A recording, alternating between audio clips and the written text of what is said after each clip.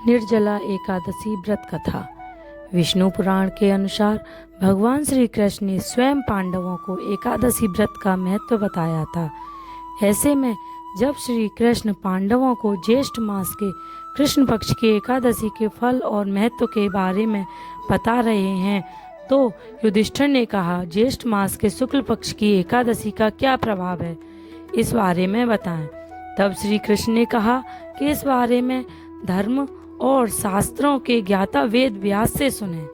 भीम कहने लगे कि हे पितामह, मैं तो पहले ही कह चुका हूँ कि मैं भूख नहीं सहन कर सकता।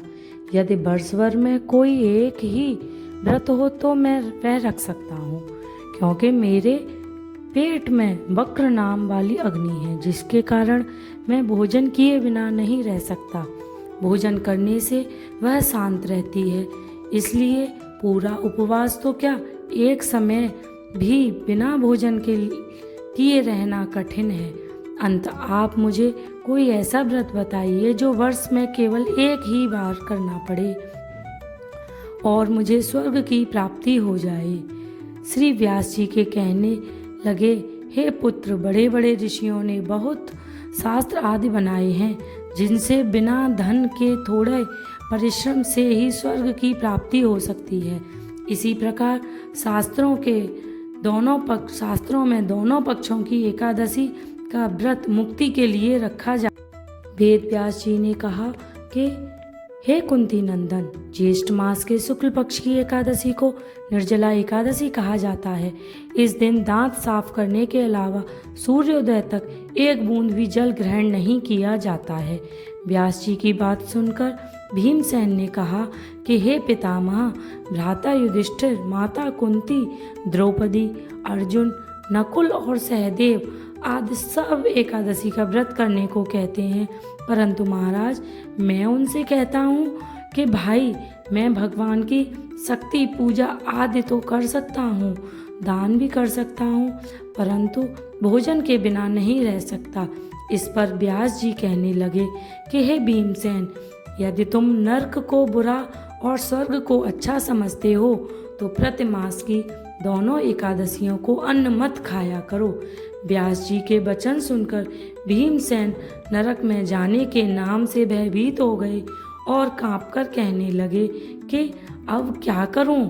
दोनों मास में 2 व्रत तो मैं कर नहीं सकता। हाँ, वर्ष में एक व्रत करने का प्रयत्न अवश्य कर सकता हूँ।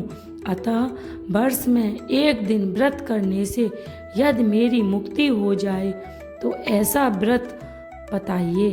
यह सुनकर व्यास जी कहने लगे कि वृषभ और मिथुन की संक्रांति के बीच ज्येष्ठ मास के शुक्ल पक्ष की जो एकादशी आती है, उसका नाम निर्जला है। तुम उस एकादशी का व्रत करो। इस दिन एकादशी के व्रत में स्नान और आचमन के सिवा जल वर्जित है। आचमन में 6 मासे से अधिक जल नहीं होना चाहिए, अन्यथा वह मद्यपान के सदृश हो जाता है। इस दिन भोजन नहीं करना चाहिए, क्योंकि भोजन करने से व्रत नष्ट हो जाता है। यदि एकादशी को सूर्योदय से लेकर द्वादशी के सूर्योदय तक जल ग्रहण न करें तो उसे सारी एकादशियों के व्रत का फल प्राप्त होता है। द्वादशी को सूर्योदय से पहले उठकर स्नान आदि करके ब्राह्मणों का दान आदि देना चाहिए। इसके पश्चात भूखे और सत्पात्र ब्राह्मण को भोजन कराकर फिर आप भोजन कर लेना चाहिए। इसका फल पूरे वर्ष की संपूर्ण एकादशियों के बराबर होता है। व्यास जी कहने लगे कि हे भीमसेन, यह मुझको स्वयं भगवान ने बताया है। इस एकादशी का पुण्य समस्त तीर्थों और दानों से अधिक है। केवल एक दिन मनुष्य निर्जला रहने से पापों से मुक्त हो जाता है। हरे